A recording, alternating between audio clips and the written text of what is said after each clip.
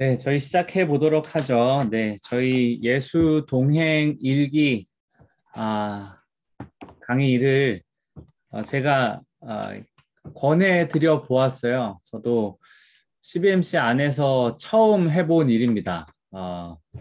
그냥 CBMC 또 Y분과 안에서 한 명의 일원이 되리라라는 생각을 했지 제가 목회적인 부분들을 공유하거나 할 생각을 한 적이 지금까지는 없었는데 제가 최근에 저도 제 스스로 이제 진행할 교회를 내년도부터는 시작을 하려고 올해 말에는 셋업을 좀 진행을 하려고 해서 그러면 제가 하려고 하는 교회는 이제 공간에 이렇게 구애를 받지 않고 할 수 있도록, 물론, 공간을 빌려서 모일 수 있는 사람들은 모이겠지만, 그러면서 어떤 일을 해보면 좋을까라고 생각을 했을 때, 교회에 있는 구성원들이랑 예수님과 함께 살아가는 일에 대해서 일단 초점을 맞추면 좋겠다.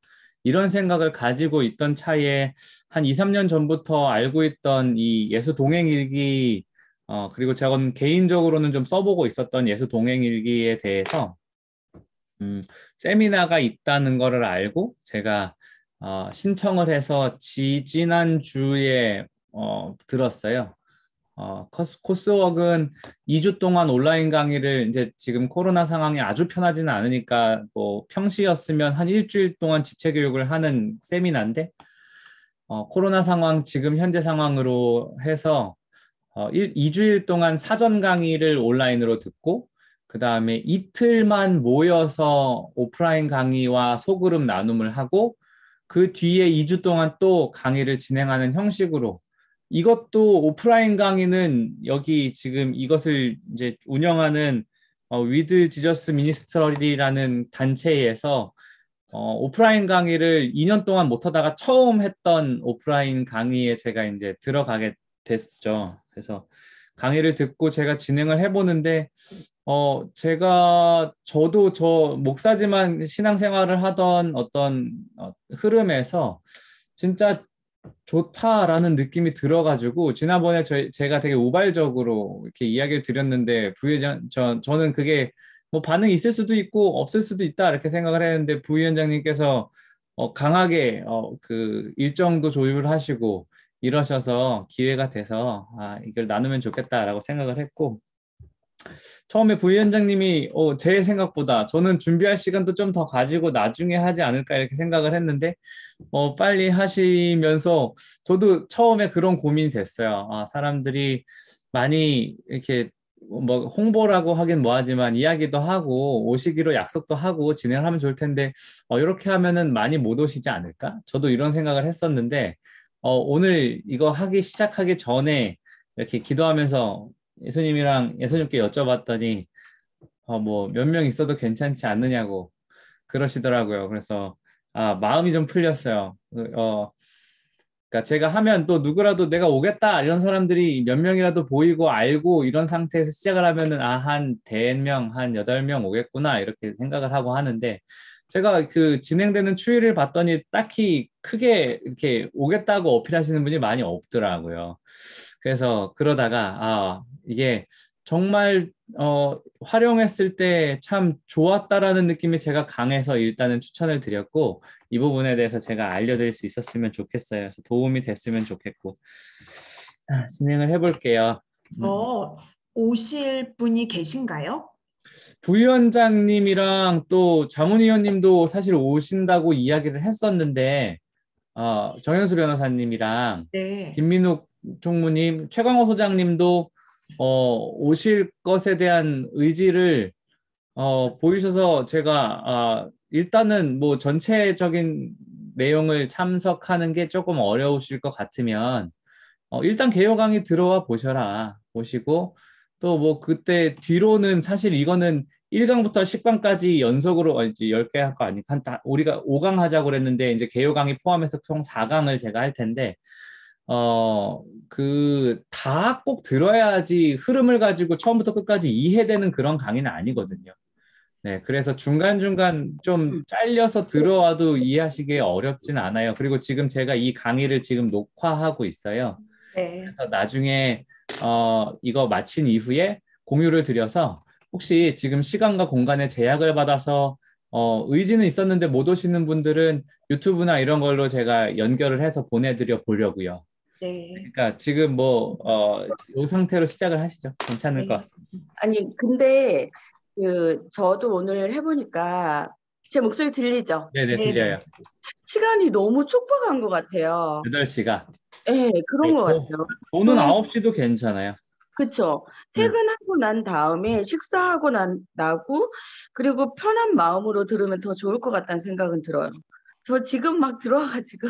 그렇죠. 두 분 다 똑같으신 것 같아요. 이강원 대표님도 식사 못 하셨는데 막 짭짭짭 먹기가 좀 어머, 어머. 부끄러우니까 네. 이제 조심스럽게 먹다가 이제 중간에 많이 못 드시고 좀 기다리시지 않았나. 최강호 소장님 오셨네. 음. 그렇습니다. 안녕하세요. 괜찮아요. 저희 네, 아, 대단히 편하게 해주셔도 돼요. 네, 저 계속 듣고 있을게요. 네, 네. 혹시 저 먹는 소리, 먹는 모습 이런 게 좀 저거 하면 뭐 비디오도 가리고 오디오도 가리고 드시면서 들으시다가 네, 네. 뭐 다 정리가 되면 또 오픈해서 네, 열어서 네, 보시고 네. 하시면 그렇게 됩니다. 할게요. 네. 네. 네, 일단 제 강의는 유기성 목사님께서 쓰신 영성일기라는 책을 기반으로 하고 있고요. 이거는 제가 세미나에도 참석했던 예수 동행일기 이제 코스의 어떤 의한 강의입니다. 그래서 제가 독자적으로 만들어내는 강의는 아니고요. 세미나를 토대로 제가 강의안을 써서 이를 진행하는 거고, 이게 제가 한 4년 전쯤에 사서 제가 읽었던 책이고, 제가 이걸 통해서 활용을 했던 그런 부분이에요. 그래서 지금은 이게 영성일기라는 책으로 제가 이렇게 보여드렸는데, 이게 예수 동행일기라는 이름으로 책이 바뀐 걸로 제가 알고 있습니다. 제가 보유하고 있는 책은 이 책이어서 제가 이 책을 통해서 강의를 하고 있다라고 말씀을 드립니다. 제가 5주간 강의를 하겠다고 했는데 오늘은 그 개요 강의로 예수 동행일기가 도대체 뭐냐에 대한 이야기들을 좀 개요적으로 이야기를 할 거고요. 그리고 향후 남은 4주 동안은 지금 보시는 것처럼 4가지의 챕터로 할 거예요. 이 챕터는 아까 보여드린 책의 10개의 챕터 중 앞에서부터 4개의 챕터입니다. 그래서 여기까지 정도 진행하면 그 뒤에 것들은 책을 읽으시면서 해도 되고 안 읽으셔도 별로 상관없어요. 그래서 이게 제가 동은교회 제가 사역 지금 하고 있는 교회에서도 강의를 하는 내용인데 강의에서도 동일하게 말했는데 어떤 강의를 제가 진행을 할 때는 그 책을 꼭 사서 보시면서 강의를 함께 참여하시면 좋겠다고 말씀드리는데 이 강의는 그렇지 않아요. 그리고 1강 들었으면 2강 안 들으면 3강이 이해가 안 되거나 이런 강의도 아니에요. 그냥 시간 되시는 방법 이제 참여를 하시면 됩니다. 중간에 이제 빠졌다고 해서 그 뒤에 뭐 이해가 전혀 안 되거나 이런 내용은 전혀 없어요. 그래서 근데 뭐 다 들으면 제일 좋기는 하죠. 먼저 제가 아까 전에 이제 미리 이야기를 드렸었는데 이 영성일기는 사실 나눔이 사실 되게 커요. 저도 진행을 해보니까 제가 나눔방 2개를 하고 있거든요. 세미나 때 같은 조가 됐던 목사님들 그룹이랑 우리 동은교회 지금 제가 사역하는 교회에 강의하고 있다고 했었는데 그분들이랑 같이 나눔방을 하고 있어요.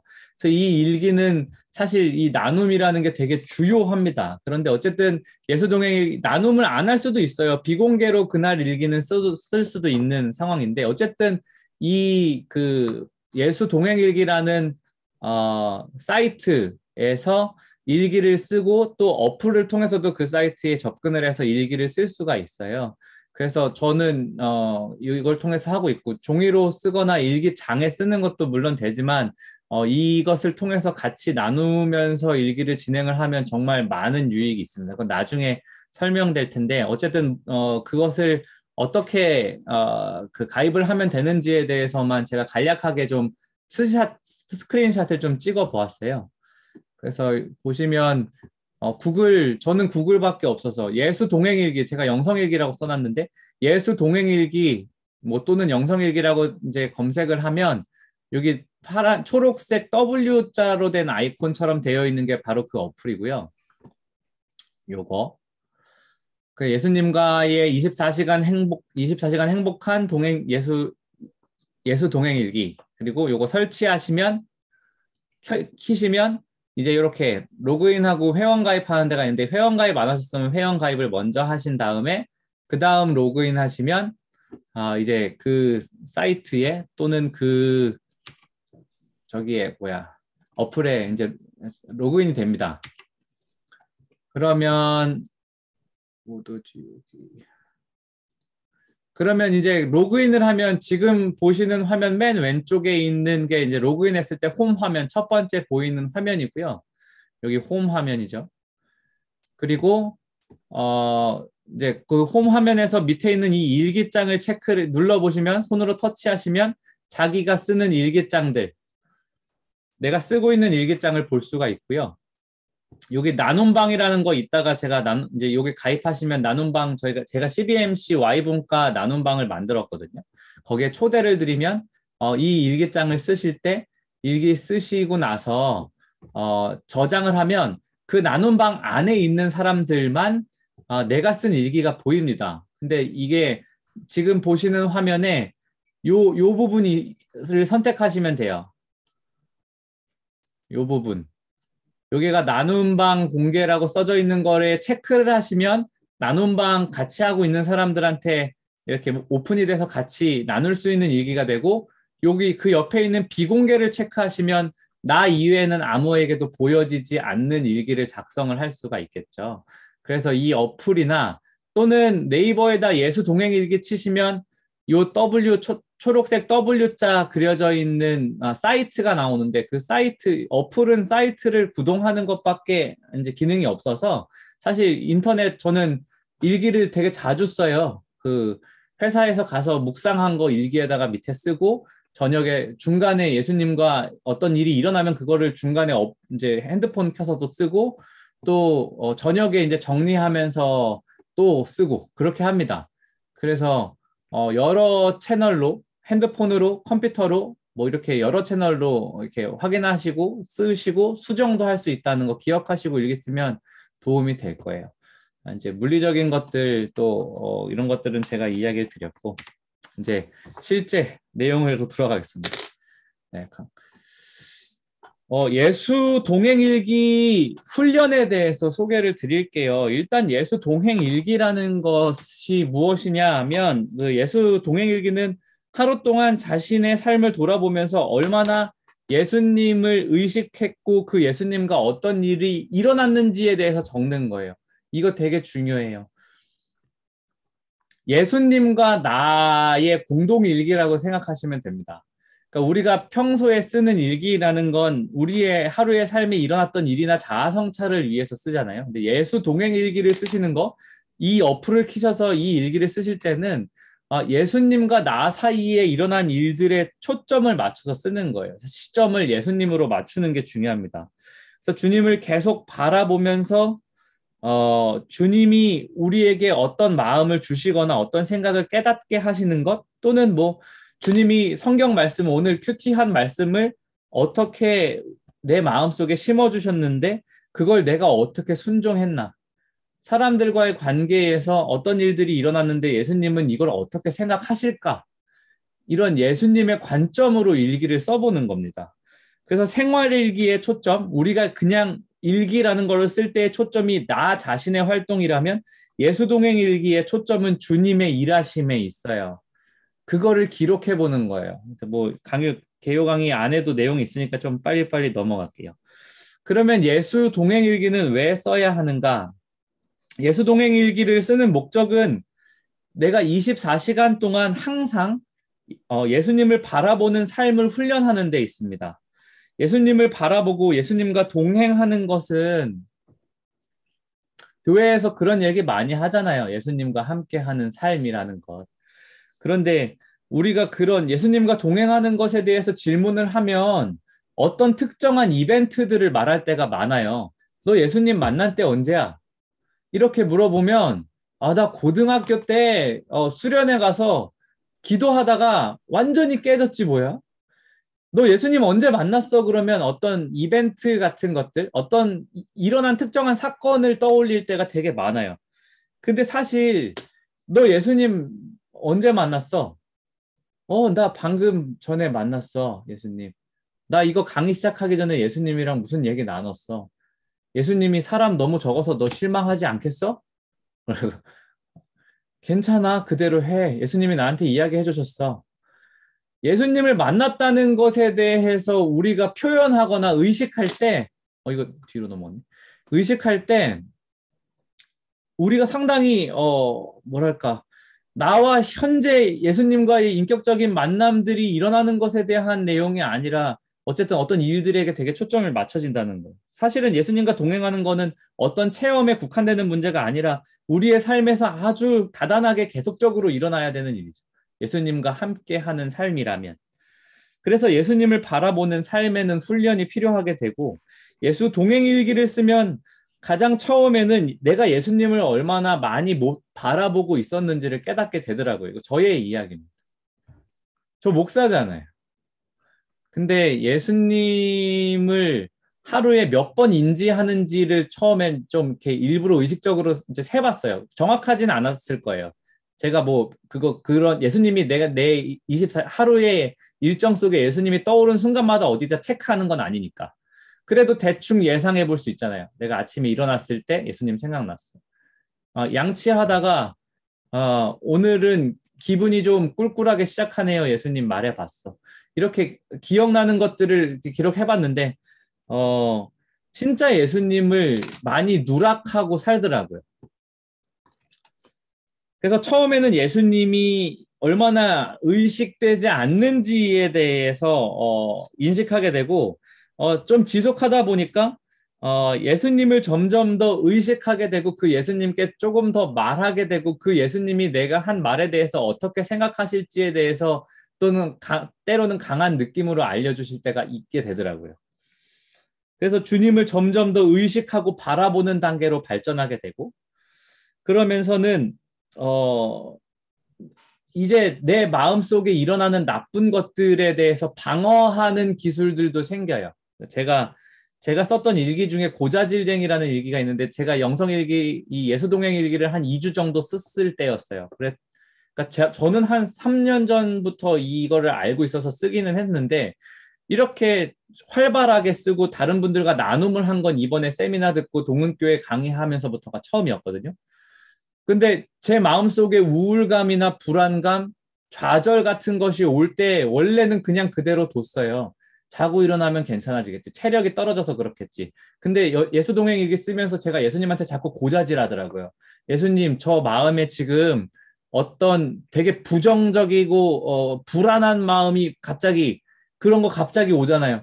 가만히 생활하고 있었는데 갑자기 뭔가 불안하고 무섭고 좀 두렵고 뭐 이런 마음이 올 때 예수님께 계속 고자질하는 저를 발견하게 됐어요.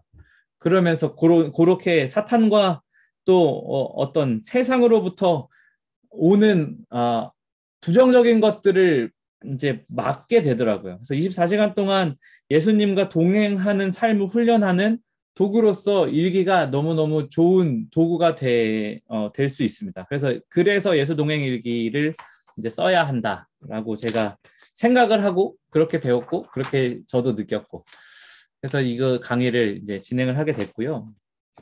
이 예수 동행 일기는 위드 지저스 미니스터리라는 선한 목자교회에서 만든 어떤 단체이죠. 완전히 따로 이제 빼서 이 일을 진행을 하고 있습니다.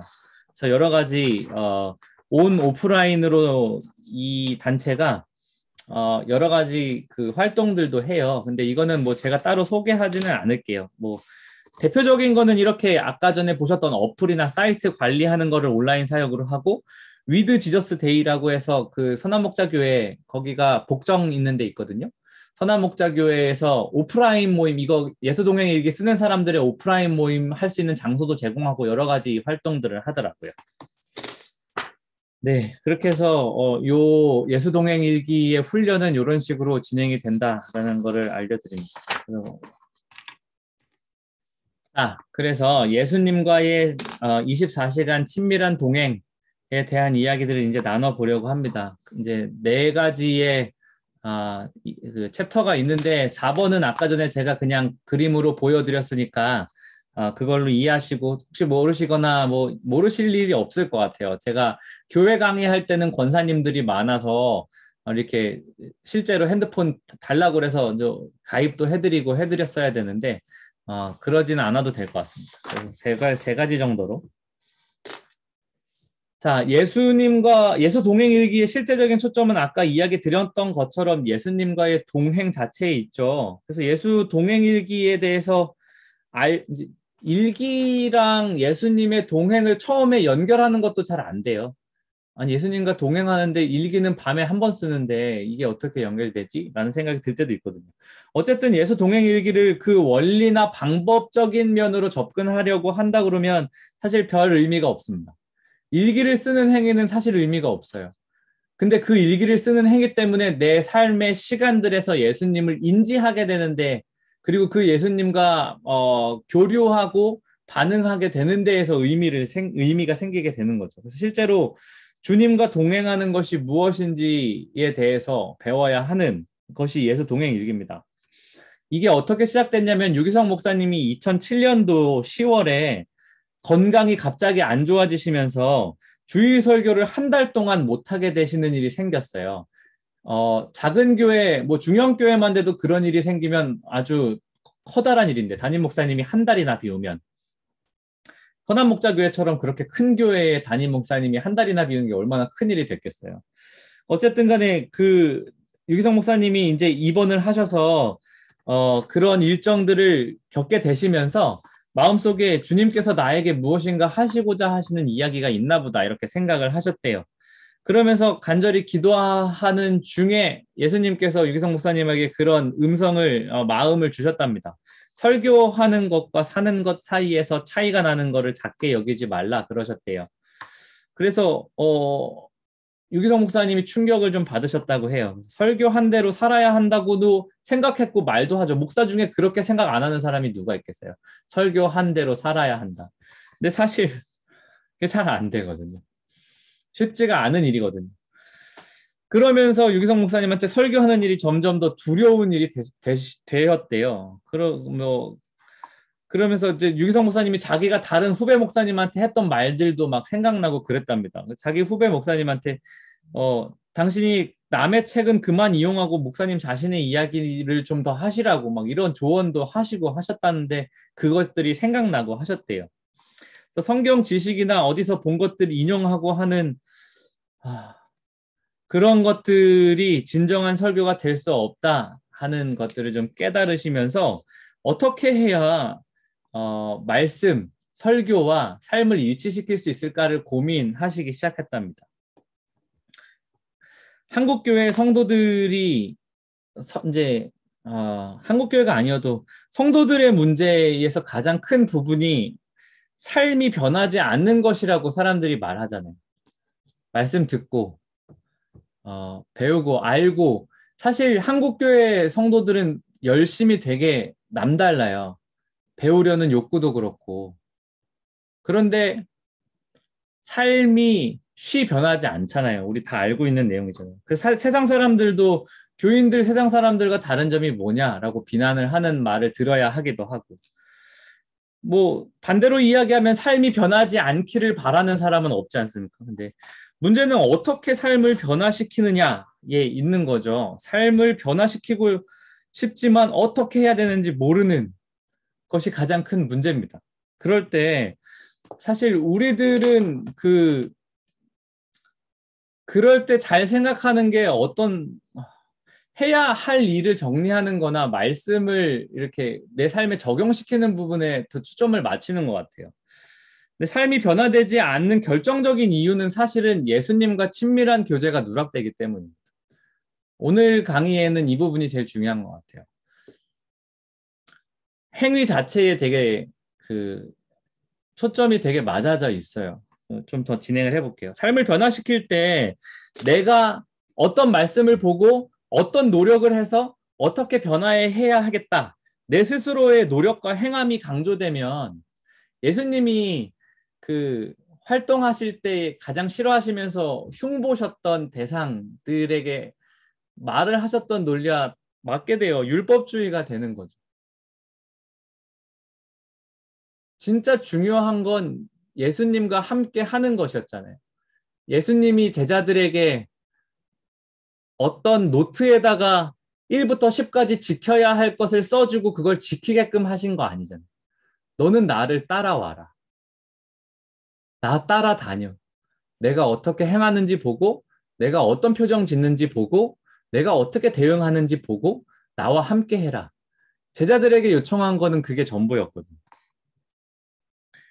우리의 신앙생활을 잘 대입해보면, 진짜 솔직히 말해보면, 우리는 바리새인들에 더 가깝지 않나요? 그러니까 우리가 막 어디 길거리에 가서 막 눈을 감고 하늘에 손을 들고 금식 기도함을 감사하고 세리와 뭐 이런 나쁜 사람들과 우리가 같지 않음을 감사합니다. 이렇게 기도하진 않지만 진짜 성경 복음서에서 나오는 사람들 등장인물들을 쭉 나열해 놓고 우리의 신앙 형태를 비교해 보면 우리가 진짜 예수님의 제자들이나 예수님 따라다녔던 사람들이랑 비슷할까요? 저는 항상 성경 특히 복음서 보면서 생각 드는 게 바리새인이랑 내가 너무 비슷하다.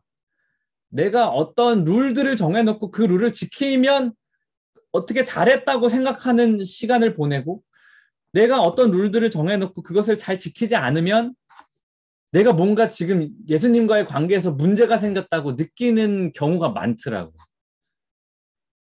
그렇게 느끼는 것에 대해서 예수님께 검증하지도 않아요. 그렇더라고요. 제가 너무 몰입했네요.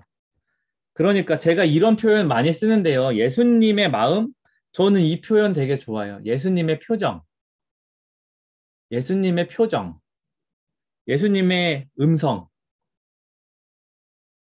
그것을 보고 내 삶의 어떤 것들을 결정하는 것은 내가 로마서 보면서 이렇게 해야겠다고 작심하는 것보다 더 중요한 일일 텐데 우리는 작심하는 일, 성경 말씀이나 어떤 룰들을 기록하고 정해서 그걸 지켜나가는 일은 많지만 사실 예수님의 표정 잘 안 봅니다.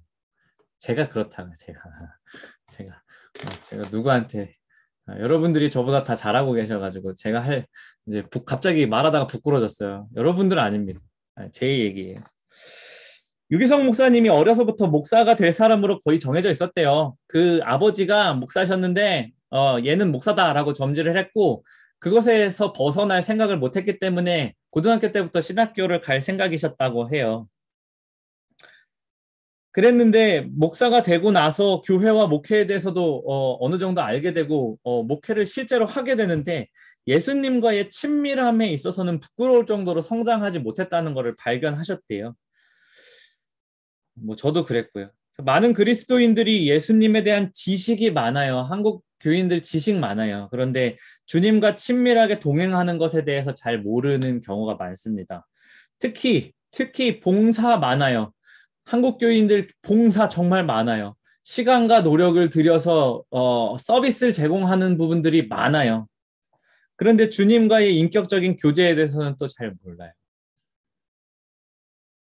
네, 우리의 삶이 바뀌지 않는 결정적인 이유라고 이 책에서 이야기하고 있습니다. 여러분 초대교회가요. 그때 당시엔 성경이 확립되어 있지 않았잖아요. 물론 구약 성경이 있었지만 예배당도 없었고 신학교도 없었고 교회 조직도 없었고 교회의 전통이랄 것도 없었어요.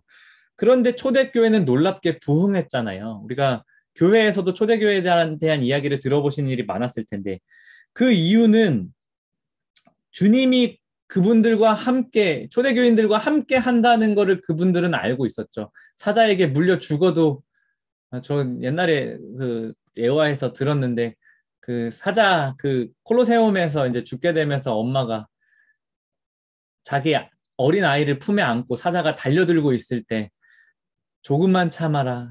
곧 우리는 좋은 곳에서 다시 눈뜨게 될 거라고. 저는 그 초대교인들이 어떻게 그런 신앙을 가지게 되었을까? 저도 곰곰이 생각해 봤는데 우리와 다른 점이 있다면 예수님을 실제로 만난 사람들이 있었기 때문에 예수님과의 관계에 대한 선명한 기억이 있어요. 초대교인들은. 나 예수님과 만났다는 사람, 예수님의 제자들, 사도들, 또 예수를 따르던 추종자들을 실제로 만날 수 있었던, 뭐 시간이 조금 지났어도 아주 선명한 예수님에 대한 기억을 가지고 있었던 때였습니다. 그러니까 예수님에 대한 인식 자체가 우리와는 조금 다르죠. 그래서 초대교회, 이제 이거는 상상인데 초대교회 성도들이 지금의 한국교회에 온다면 두 가지에 놀랄 거래요. 하나는 크고 화려한 예배당과 예식에 놀랄 거고, 또 성경, 엄청난 양의 성경과 신학 서적들에 놀랄 거랍니다. 그리고 그 초대교인들이 또 하나 놀랄 일은 예수님이 우리와 함께 계시다는 믿음이 형편없다는 사실을 보게 되면 놀랄 거라고, 유기성 목사님이 그렇게 이 책에 이제 기록을 해두셨는데, 뭐 제가 생각해도 그럴 것 같아요. 뭐 조소하려고 하는 건 아닙니다만 이게 사실인 것 같아요. 목회자 세미나 때, 그러니까 신학교에서 그 예수님의 음성을 듣는 기도 이런 훈련도 하거든요. 수업 시간에 하는 건 아니지만 기도원에 가서도 하고 이렇게 해요. 그런데 예수님의 음성을 듣는 게 뭐지? 사실 신학생들, 목회자들 사이에서도 그것에 대해서 아주 구체적인 실행안을 가지고 있거나 이해하고 있거나 알고 있거나 해보지 않았던 사람들도 상당히 있는 것 같습니다. 그러니까 우리가 교회에서 사역을 많이 하고 있는 거예요. 일단 넘어갈게요. 마태복음 7장 22절, 23절에 보면 주의 이름으로 선지자 노릇을 하며 주의 이름으로 귀신을 쫓아내며 주의 이름으로 많은 권능을 행하던 이들에게 주님이 내가 너를 도무지 알지 못한다라고 말씀하셨대요. 이 사람들이 주님의 이름으로 선지자 노릇하면서 귀신도 쫓아냈고 많은 권능을 행했다고 써 있어요, 성경에. 그런데 예수님께서 이들을 보면서 내가 너희를 도무지 알지 못한다고 말씀하셨대요. 이거 충격적인 말이에요. 우리가 교회에서 열심을 다해서 어떤 일들을 할 때, 그리고 그 일에서 열매까지 났는데 예수님이 그 일을 보시고 내가 너를 도무지 알지 못한다 하는 거예요. 열매가 없었으면 그럴 수도 있겠다 싶잖아요. 근데 귀신이 나갔고 많은 권능이 일어났는데 내가 너를 도무지 알지 못한다 하셨대요, 예수님께서. 왜 예수님께서 그런 놀라운 일들도 일어나는데 그렇게 말씀을 하셨을까요? 세상에 주님의 이름으로 정말 놀라운 사역을 하고 목회를 하고 또 뭐 여러분들이 어떤 일들을 해서 다른 사람이 그 전달을 듣고 회심하는 일이 일어났어도 주님이 저한테 내가 너를 모른다라고 하실 수 있다 그러니까 너무 무서운 일이죠. 우리가 사역을 하는 일들, 주를 위한 일들이라고 우리의 노력을 쏟고 시간을 쏟고 있는 일들이 예수님을 누락하면 아무 일도 아닌 거예요. 내 옆에 예수님이 계신 채로 그 일을 했는지가 더 중요한 거라고요. 열매가 나도요. 주님을 모른다는 거는 친밀한 관계를 이야기하고 계신 거예요. 우리가 예수님에 대해서 진짜 잘 해도 내가 그거에 대한 성과를 느끼고 있어도 나 때문에 교회 내가 가리키는 학생이 감동을 해서 막 예수를 막 더 잘 믿게 되고 이런 일이 일어나도 우리는 사역의 기술로만도 그 일이 가능하다는 말이에요. 귀신도 내쫓는다니까요. 어떤 한 전도사님이 신학교에서 스스로 유급 신청을 했대요. 신학교 다니면 체프를 다 들여야 학년을 진급할 수 있어요. 체프를 빠지면 몇 회 이상 빠지면 못해요. 근데 신학교 다니다 보면 3번 빠지면 진급이 안 되는데, 이거 학교마다 좀 다르지만 3번 빠지면 진급이 안 되는데, 실제로 제가 이건 뭐 신학교들을 저는 다녔지만 채플 3번 이상 빠지는 경우 많아요. 그러면 어떻게 해요? 내 친구한테 채플 카드 하나 적어달라 그래요. 저도 해봤어요. 근데 이 전도사님이 자기가 3번 이상 빠졌대요. 근데 그게 교회 일 때문에 빠졌답니다. 그래가지고 그게 처리가 됐대요. 교회 일 때문에 빠진 것처럼 작성을 해서 냈대요. 채플 출석을. 그러면 교회 일 때문에 빠지는 건 신학교가 인정해 주니까 그래서 이제 진급 처리 결과가 났는데 마음에 예수님이 그에게 주시는 마음이 있어서 그거를 학생처에 가서 물려달라 그랬대요. 나 유급해달라. 또 뭐 이런 비슷한 일들이 일어났다고 합니다. 이런 일들이 왜 일어날까요? 이런 일들이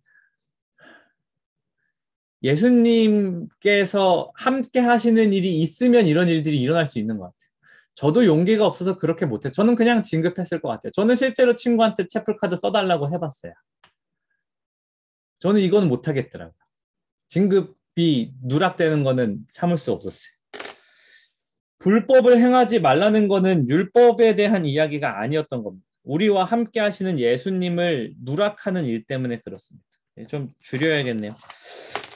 한국교회에서 속죄에 대한 거나 아니면 은혜에 대해서 가르침 너무 좋아요. 다 알고 있어요. 물어보면 대답 잘해요. 매 순간 주님의 임재와 돌보심을 경험하는 것에 대해서 잘 가르치지 못하는 것 같아요. 아무도 그 얘기 안 해요. 교회에서. 교인들 만났는데 너 이번 주에 예수님과 어땠어? 저는 사실 이런 교회 만들어 보고 싶거든. 너 이번 주에 예수님과 어땠어? 나 이번 주에 예수님과 이런 일이 있었어. 네, 이런 일이 있었는데 예수님이 그렇게 말씀해 주셔서 한번 너무 무서웠는데 해봤더니 이랬어. 예수님이 이렇게 말해주신 걸 실행해봤는데 도리어 핍박 더 받았어. 교회 안에서 이런 얘기 잘 안 하잖아요. 나 요새 어떤 말씀을 묵상하고 있었습니다. 중요한 얘기인데 너무 멋있어요. 신앙이. 예수님 처음 믿는 사람에게 뭐 주기도문 외워라, 사도신경 외워라, 아니면 초급자 새신자반 등록해서 공부해라. 교회가 이렇게 코스웍을 잡잖아요.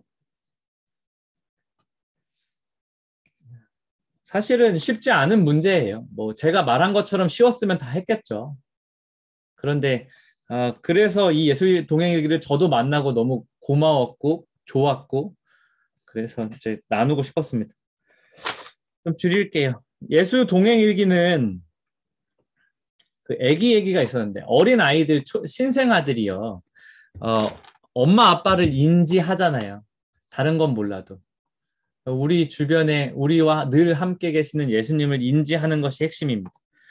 예수 동행일기는 그래서 주님을 바라보기인데요. 히브리서 12장 2절에 보면 믿음의 주요 온전하게 하시는 이인 예수를 바라보자라고 히브리서에 쓰여 있어요. 근데 이게 한글 성경에서는 예수를 바라보자라고 되어 있는데 이게 실제로 원문에 가깝게 번역을 해보면 우리의 눈을 예수께 고정시켜라 라고 번역이 됩니다. 우리의 눈을 예수께 고정시켜라. 그러니까 항상 예수를 바라보면서 살자는 말이 이 히브리서 12장 2절의 말씀이죠. 하루를 보내는 중에 예수님을 한 번 바라보나? 5번 바라보나? 10번 바라보나? 그것을 더 확장시켜서 예수님께 내 시선을 고정시키는 데 이르기까지 우리가 사실 훈련을 하는 과정에 있는 거죠. 그래서 사실 이 예수 동행일기가 쉬지 않는 기도랑도 사실 맥이 좀 통해요. 쉬지 않는 기도도 우리의 일상에서 계속적으로 예수님을 인지하고 그분과 대화를 나누는 도구잖아요. 그래서 지금 이 위지엠은 원래 영성일기라는 이름으로 책을 냈는데 예수 동행일기라는 이름으로 바꾸게 된 것도 24시간 예수를 바라보자는 히브리서 12장 2절의 말씀을 중심을 가지고 진행을 하고 있기 때문에 그렇습니다. 어떻게 하면 24시간 동안 예수님을 바라봐요. 그렇죠? 잠도 자야 되고 씻어야 되고 때로는 명백히 예수님이 싫어하는 일도 해야 하는데 예수님 계속 바라볼 수 없잖아요. 그래서 뭐 예를 들면 오늘 아침에 일어나자마자 예수님이 생각나셨나요? 이런 질문들. 또 식사하실 때 예수님과 함께 밥 먹었습니까? 이런 것들을 통해 이제 기록을 해가면서 예수님과의 동행을 인지를 하는 거죠. 예수님을 더 바라보려고 일기를 쓰는 거예요. 이 유기성 목사님 이야기 한 개만 더 할게요. 유기성 목사님이 이제 목사의 아들로 자라면서 고등학교가 되었는데 고등학교 때 이미 신학교 갈 거를 결정해 놓으셨다고 그랬잖아요. 그랬는데 그 고등부의 전도사님이 언제 한번 이 본문을 가지고 설교를 하셨대요. 너희는 믿음 안에 있는가 너희 자신을 시험하고, 고린도후서 13장 5절입니다. 너희는 믿음 안에 있는가 너희 자신을 시험하고 너희 자신을 확증하라. 예수 그리스도께서 너희 안에 계신 줄을 너희가 스스로 알지 못하느냐. 예수 그리스도가 너희 안에 계신 줄을 스스로 알지 못하느냐라는 말씀을 가지고 고등부 전도사님이 설교를 하셨는데, 그 교회 담임 목사 아들인 유기성 목사님이 그 설교를 듣고 내 안에 예수님이 진짜 계신지가 잘 느껴지지가 않더래요. 위기가 왔죠. 담임 목사 아들이 이 설교를 들었는데 내 마음 안에 예수님이 계신지 확신이 안 되더래요. 근데 그래서 예수님 너무 내적 갈등이 심해져서 예배 끝나고 전도사님을 찾아가서 물어봤대요. 진짜 내 안에 예수님 있냐고. 조용히 1대1로 물어봤겠죠. 그럼 뭐 전도사가 뭐라고 그러겠어요? 담임 목사 아들이 와가지고, 전도사도 놀랬을 거야. 담임 목사 아들이 와가지고 내 안에 예수님 있냐고 물어보니까 있다 그러죠. 그러니까 이제 이 유기성 목사님이, 어린 고등학교 유기성 목사님이, 이거 담임 목사 아들이 이거 그런데 내 안에 예수님이 느껴지지 않아요, 이렇게 대답을 못 하겠는 거예요. 하면 문제가 커질 것 같은 거죠. 그래서 믿는 척 했답니다. 그러고 그 뒤로부터 너무 고통스러웠대요. 그러면서 내 안에 예수님이 계신가에 대한 질문을 많이 하기 시작했었는데, 이제 아까 전에 병원 생활로 이제 이어져서 2007년에 아프셔가지고 병원에 입원해 계시면서 프랭크 루박 선교사님이라는 분의 책을 읽기 시작했대요. 그분이 필리핀의 무슬림 마을에서 사역하시던 분인데, 그 선교사님도 같은 고민을 하고 있었다는 거죠. 하나님이 항상 나와 함께 계신데 왜 내가 하나님을 계속 인지를 못하지? 그러면서 하나님을 시간을 아주 나눠가지고 매일 아주 여러 번 하나님께 계속 묻고 하나님이 인식한 거를 기록하기 시작했대요. 그래서 그것의 힌트를 얻으셔서 유기성 목사님도 이제 교회에서 실행을 해봤답니다. 처음에 남자 성도들 몇을 모아놓고, 맨 처음 그때는 이제 이런 책을 만들거나 코스웍을 만들기 전에 이제 처음 사람들 몇 명을 모아놓고 해보신 거죠. 그러면서 그 사람들과 일기를 처음 써보기 시작하는 거예요. 그때는 그게 어떻게 이 일이 벌어질지 모르고 했는데, 그렇게 소그룹으로 유기성 목사님과 몇 명들이 일기를 쓰기 시작하니까 쓰고 이제 그 일기를 서로 같이 나누는 이런 일들을 했는데, 3주쯤 지나니까 이런 간증들이 나오기 시작하더래요. 남자 성도들만 모인 거예요. 아내 몰래 모아둔 비자금을 정리했습니다. 이런 이야기들이 튀어나오기 시작하더래요. 그러면서 나는 음란 동영상을 봅니다. 이런 말들도 튀어나오기 시작하더니 스스로 이렇게, 또 뭐 어떤 분은 이렇게 짜증과 분노, 혈기들이 사라지고 다른 사람들을 비판하던 것들이 없어졌습니다. 이런 일들이 일어나더래요. 그러니까 이 일은 맨 처음에 시작되셨을 때도 그 일기를 나눠서 쓰면 어떤 일이 벌어질 줄 모르고 시작을 해봤는데, 어떤 집회나 부흥회 끝난 다음에 막 뒤집어져서 변화받은 게 아니라 그냥 일기를 나누기 시작하니까 그 사람들 안에 있던 것들이 나오면서 서로 이렇게 치유가 되고 예수님이 그들의 삶에서 선명해지는 것들을 보기 시작했다고 하더라고요. 그게 이제 영성일기 처음의 시작이었습니다. 그러면서 사람은 변한다는 확신을 했대요. 이거 우리 시대의 난제죠. 사람이 변하냐. 이거 시대의 난제잖아요. 이거 가지고 이야기 시작하면 아마 사람이 몇 명만 모여도 아마 논쟁이 짙어질 거예요. 제가 강의를 좀 줄여볼게요. 되게 많은데,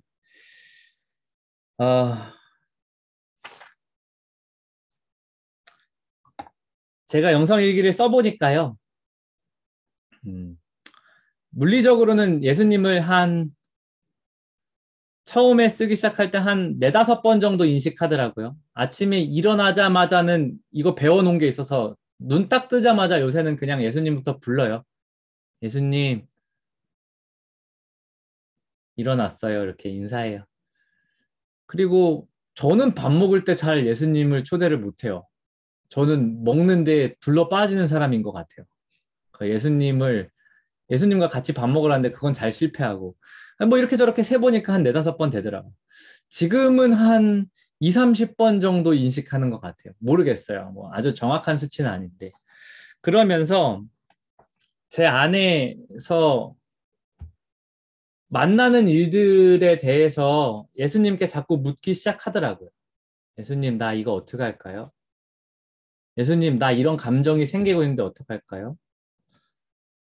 이런 것들을 묻기 시작하게 되었어요. 그리고 조금 더 제 발전했다고 생각하는 건 제가 업무의 영역에 예수님을 모시는 게 잘 안 됐어요.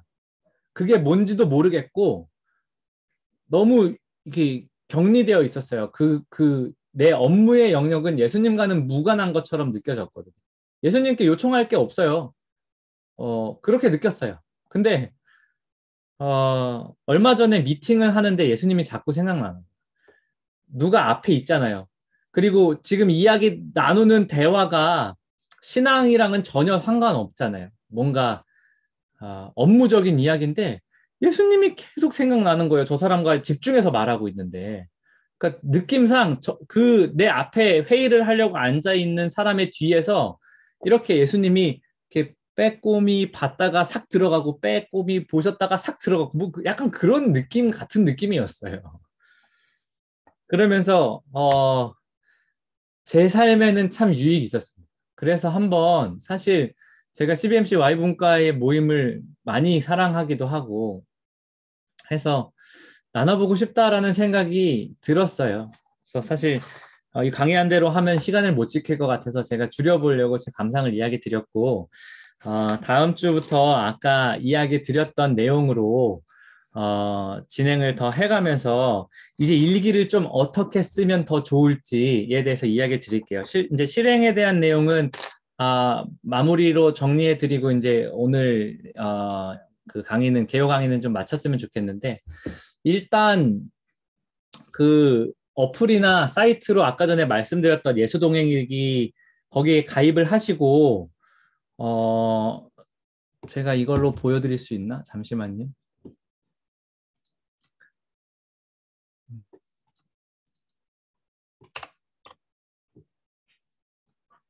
지금 제 인터넷 화면이 보이시죠? 이제 마이크 켜셔도 돼요.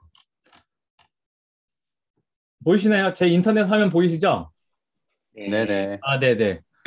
이게 저기 그 핸드폰 어플 화면이랑도 비슷해요. 여기에 있는 홈 쓰기 내일기 나눔방 전체 이 부분이 밑에 버튼으로 어플에는 가 있고 눌러보면 구동하는 형식은 똑같습니다. 그래서 제가 나눔방에 가보면 제가 여기 CBMC 한성지의 Y분과라는 나눔방을 만들었어요.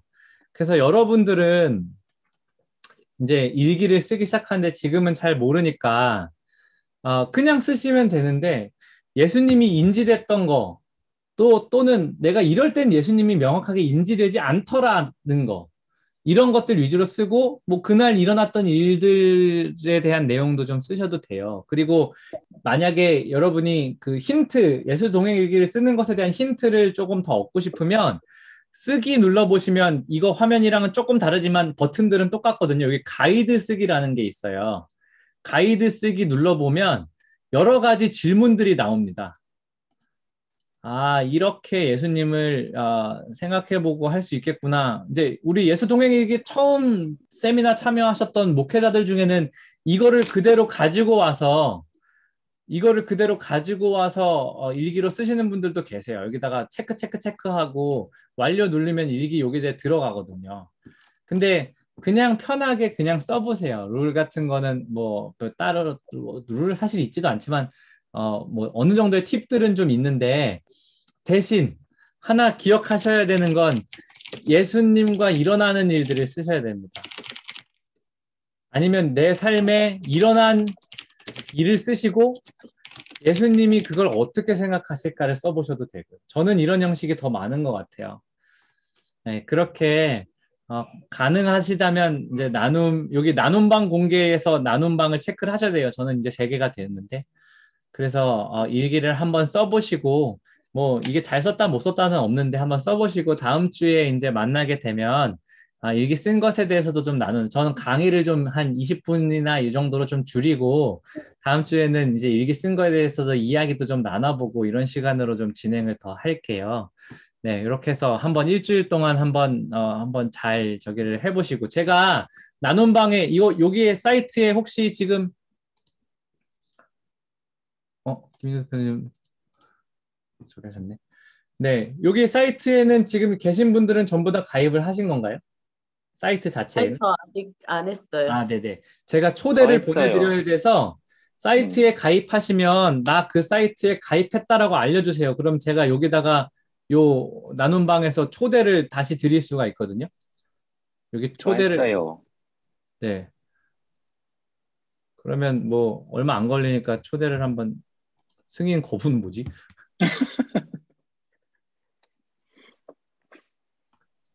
네. 제가 지금 몇 분 안 되니까 그냥 이 상태로 해볼게요. 지나가면 늦을 수 있으니까 한 2분 정도 남았. 나눔방 들어가면은 나눔방 가입이라고 해서 CBMC 검색하면 나오더라고요. 그래요? 네. 네. 그랬군요. 그 나눔방에 나눔방 가입이라고 하면은 뜨더라고요. 그냥. 저는 사실 가입해 본 적이 없고 계속 방만 만들어서 운영자 입장에서만 계속 있어 봤네요. 가입 신청했어요, 저 지금. 네. 와, 여기 뜨네요. 네, 제가 그거를 수락하는 과정을 한번 눌러볼게요. 어디서 누른 거지? 제가 난- 초대를 나- 보내고서 수락해가지고는 이제 들어오시게끔 해봤는데, 이건 제가 나중에 보기로 하고, 이제 제가 거기다가 제 일기, 최근 일기들이랑 해가지고 좀 공유 드려볼게요. 제 일기가 도움이 되실지는 모르겠는데, 뭐 궁금하시면 보시면서 이렇게 썼구나 하고 좀 참고도 하시고, 별로 룰은 없어요. 다만 예수님에 대한 일들이 오늘 하루에 어떻게 일어났는지를 기록해 보십시오. 너무 안 기록됐으면 너무 예수님이 인식이 안 됐다라고도 적어 보시고, 뭐 그런 식으로 일기를 활용해 보시고 다음 주에 만나서 또 예수 동행 일기가 좀 초보적인 수준이지만 어떤 식으로 나에게는 효과가 있더라, 또는 뭐 어떤 점이 효과가 잘 안 느껴지더라, 이런 내용을 좀 나눠보면 좋겠습니다. 네, 오늘 개요 강의는 여기까지 하도록 할게요. 매일